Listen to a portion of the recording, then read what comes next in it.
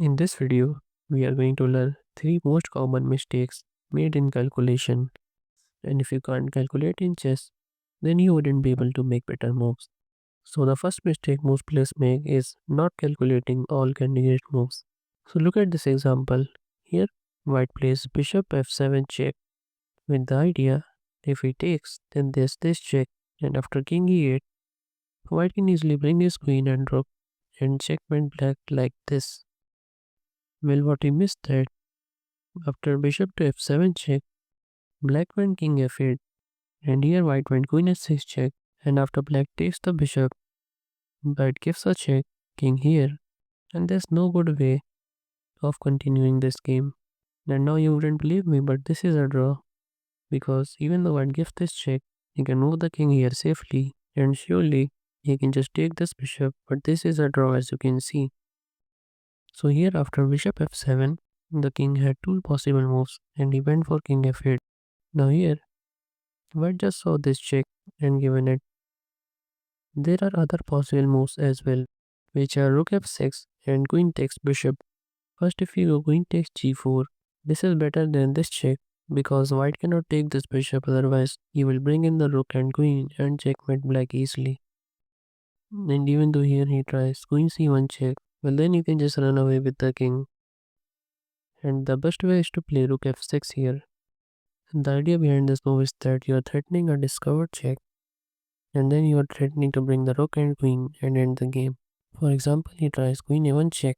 Well, then you move the king up, he gives you a check, then again you move the king, and after this check, as you can see, now you have bring your king into safety, and no matter what he plays, you are going to give a discovered check, and after he goes here, you are going to finish the game with queen to g7.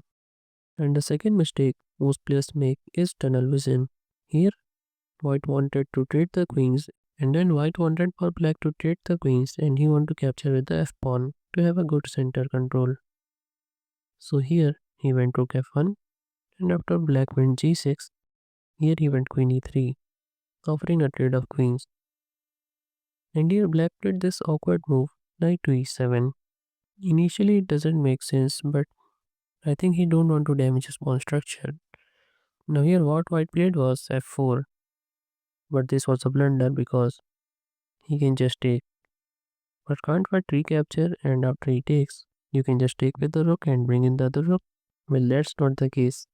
What happens is that when you take with this pawn, he's not going to take. Instead, as you can see, there's a piece here which is hanging. So what he's going to do is that he's going to take the bishop, and now he's up a piece and winning. And there's no threat here. So that's what you should look out for. You should always calculate what is your opponent's next move. For example, after f4, he can also take with the queen, but he wouldn't do that because he will blunder his queen, and he also don't want to go back because of this. Therefore, one move which makes sense is capturing with the pawn, but that would leave your bishop hanging. So before playing f4, you could have bring the bishop back and then played f4. That would be better. Now the third mistake most players make is that they get overexcited or overjoyed. Now here black just delivered this check, and here as you can see, white is going to promote this pawn no matter what. So white just played king g4, thinking that there's nothing black can do here, and after rook c4 check, he just went up, and now it seems like you're winning here. But now black just shattered his dreams by playing rook to h4, sacrificing the rook. Now the threat is to take this pawn, and then these pawns are coming down. So he can't do much, so he took this rook. But then black just played g5, and now as you can see, that's a great way of bringing the king, and now he can just stop this pawn, and these pawns are going to be able to promote easily. Instead, when white was in check, he had to move down, and now he cannot play this because you will just take. So he will give you a check, but then you can just come here, and no matter what he do, if he takes, he will promote, and if he gives this check again, then you bring in the king, and now this is an easy win for white here.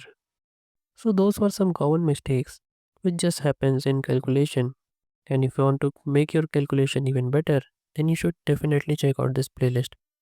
And if you want to learn some chess openings, then you can click on this right playlist. And if you don't want to miss the upcoming videos, then don't forget to subscribe.